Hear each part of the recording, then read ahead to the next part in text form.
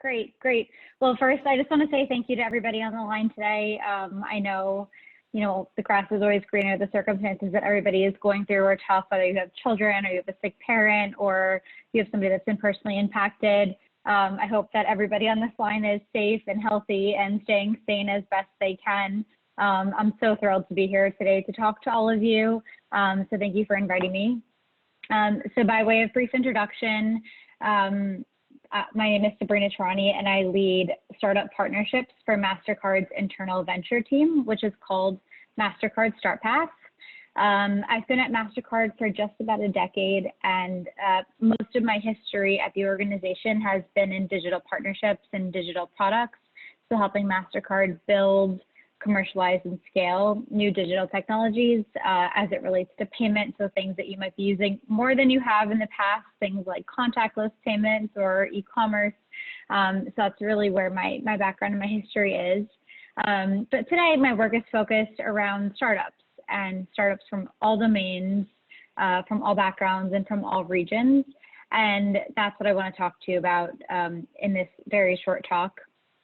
So I'd like to spend the next, 10 minutes or so, focusing on something that's very critical to Mastercard at this point of inflection and this point of huge change for all of our lives and all of our industries, which is really the power that exists in partnerships and how alliances with companies of all sizes will help us all be stronger together, but specifically in the context of today's changing environment. So I'll start the talk with a few practical examples of how Mastercard thinks about partnerships. So for those startups on the line, some ways to think about, contributing or to amplifying your partnerships with large enterprises. For enterprises on the line, to think about how to work with startups, and then at the end, really how we can all work together in the face of this crisis. So not to belabor the slide, and I don't tend to love stat slides myself, but, we've already heard a bit today from the likes of Aisha and Jenny. The innovation economy is scaling like we've never seen before. The world is changing so fast, and technology has become one of the great equalizers in technology and in startups across businesses of all sizes. And I believe that this has led to a true golden age for startups, in my industry, which is financial technology. And you might have heard the word fintech a number of times. We've had more unicorns in the last 2 years than ever seen in prior history. And so in the first half of 2019, we saw a 34% increase in VC funding that went to these types of startups, which, kind of equated to $50 billion in fintech investment or more last year from what we understand.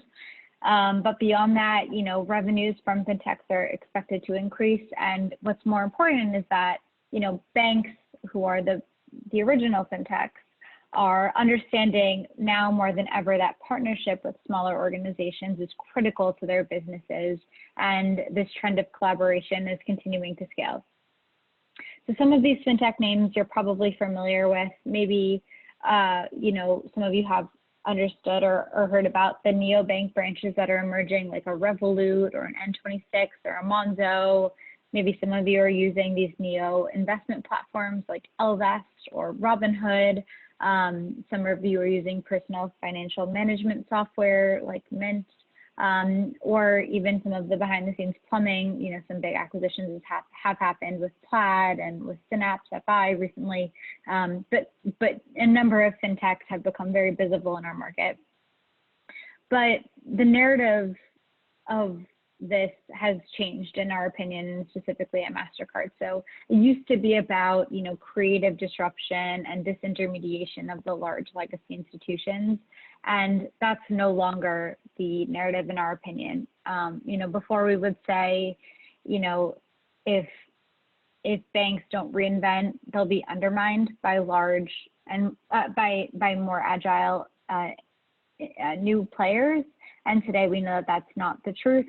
If you think about some classic examples like Airbnb and hospitality, or Uber in the transportation industry, both of these companies have massive market capitalizations that compete with the traditional companies that existed in these spaces.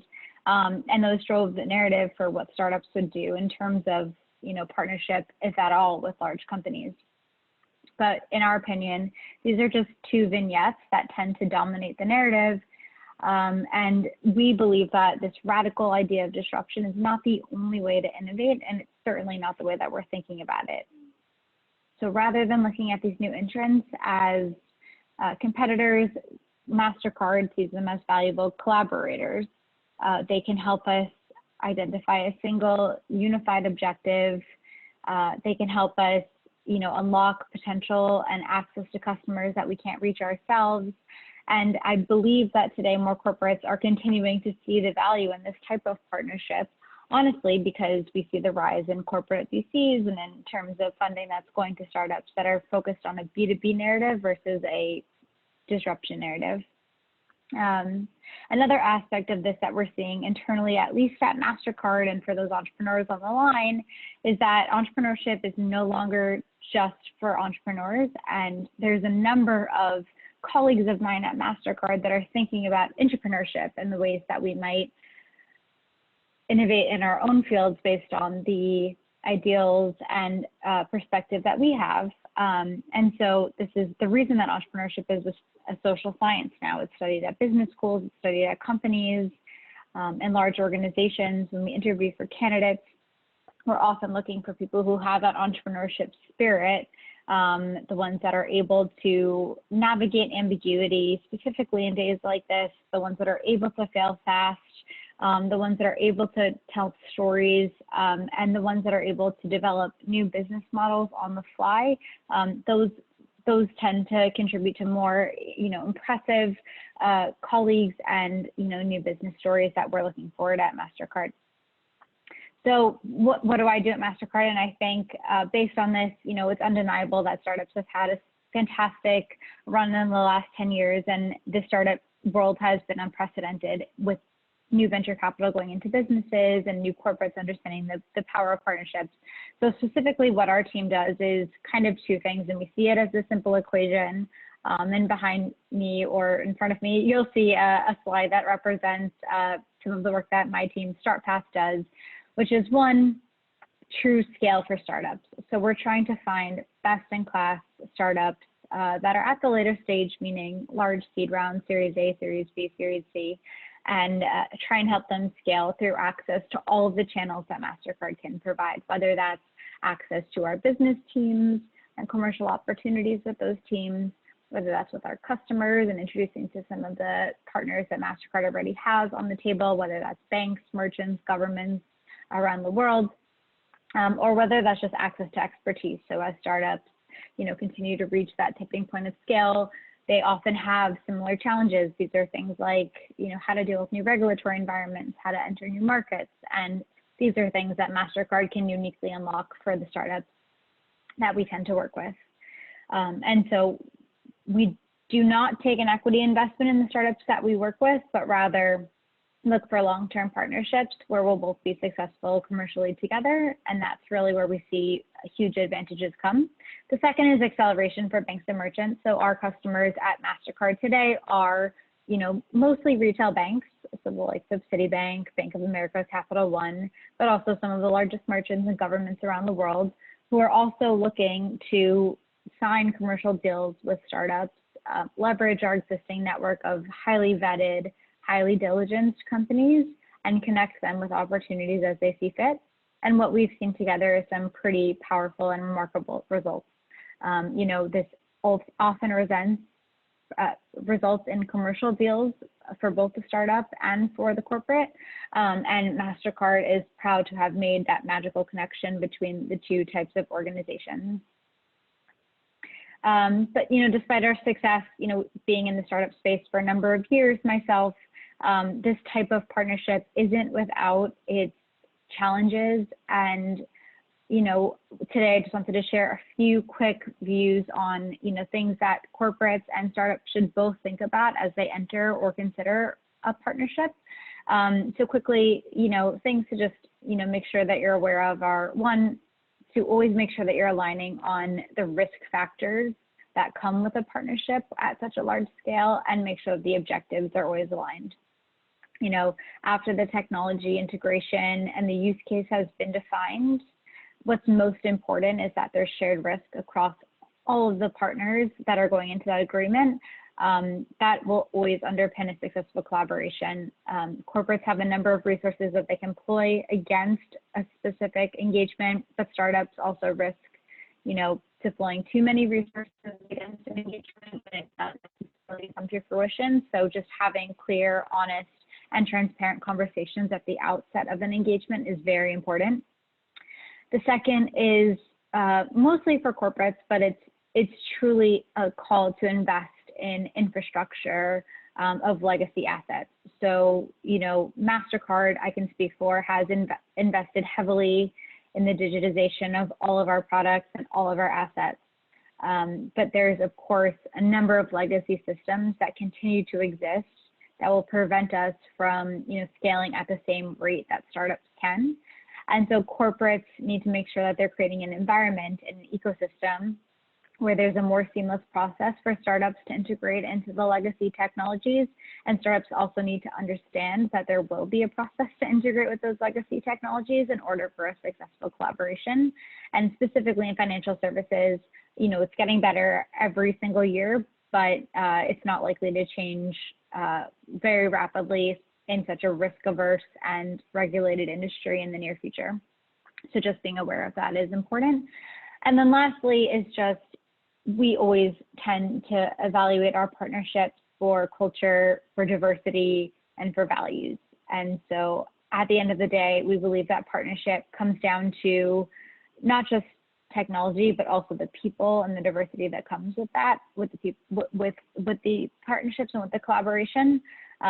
And so we, believe deeply in the decency quotient, and it's something that our CEO has talked about a number of times publicly, but all the partners that we have, whether they're vendors that are creating digital assets for us to building technology on our behalf, share the values that Mastercard does. And for any startup that's looking to work with a corporate, or for any corporate that's looking to work with a startup, we find it an imperative thing to do to make sure that they share the values that you do.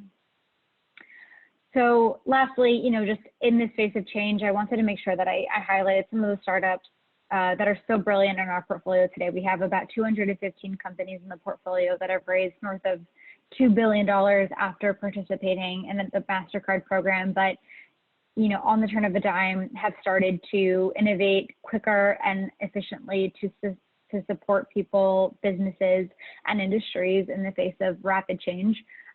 So one that I'll just note is C-Note. They are an impact investing platform focused on CDFIs, and they're changing their business model in the last few weeks to make sure that they have a very fast-moving, extremely low cost of helping small businesses unlock liquidity in the face, via CDFIs around the country. Density, they're a listening platform that's focused on compiling and analyzing data that comes from citizens in a given city, and they've started to provide their software for free to local municipalities who are facing the challenges of COVID, and allowing governors, mayors, and even citizens to understand the impact that COVID is happening on their cities. Veridium has done some unbelievable work in biometric authentication, making sure that as we distribute vaccines for a number of different causes, but specifically for COVID, that we're tracking who's getting them. Market is allowing small businesses to track their inventory in more significant and discrete ways. Elvest is an impact investing platform for women that we've invested in. And in the face of COVID, they're helping women manage their money more efficiently than they ever have before, especially in this ever-changing and scary, market landscape. There's many other examples here, but I'm proud to say that, all of our startups have galvanized to help support the issues that we're all facing today. And it's why partnership now more than ever is more important. So thank you so much for your time. I'm so thrilled to be speaking here today. I know there's some brilliant women on the phone that spoke before me and will speak after me, but if anybody on the line is interested in partnering with Mastercard, speaking to somebody at Mastercard, please feel free to reach out to me. My contact information is here and also I think posted on the website. And you know, if you're a startup that's interested in our program, please reach out. If you're a corporate that's looking at, you know, how to innovate quicker with startups, please reach out. We're happy to share our insights and our learnings, but mostly thank you. And if there's any questions, I'm happy to answer. But again, thank you to the Her Future Summit for having me.